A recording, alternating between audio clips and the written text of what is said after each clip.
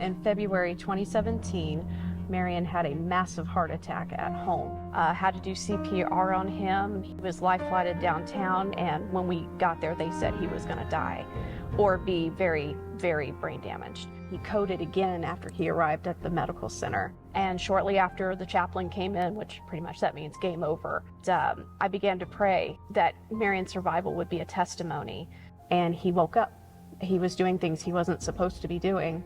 On the day of the original heart attack, the church was there. Yes. Like immediately that night, the prayers went up, and since 2017, I lived on a machine and battery power.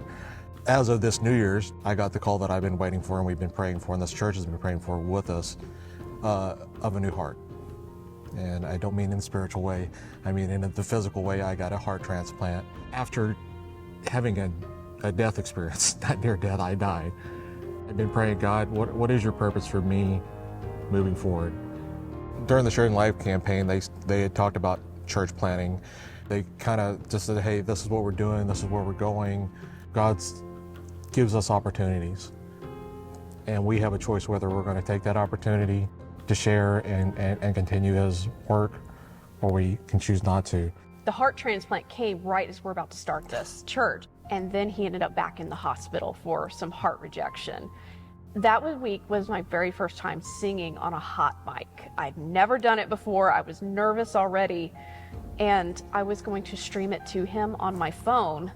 And Marion started having VTAC, which meant his heart was going 200 beats per minute, which is really not good, especially for a brand new heart.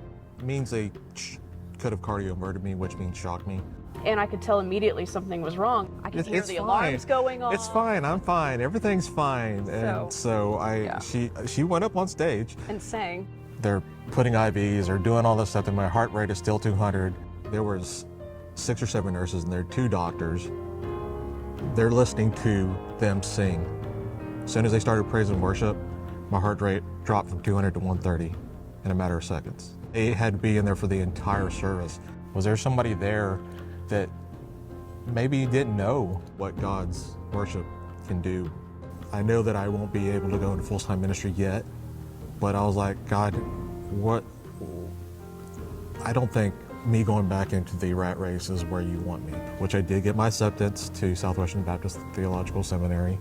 I've been able to share my faith on several interviews on TV and made it very clear that God is the reason, prayer is the reason that I survived.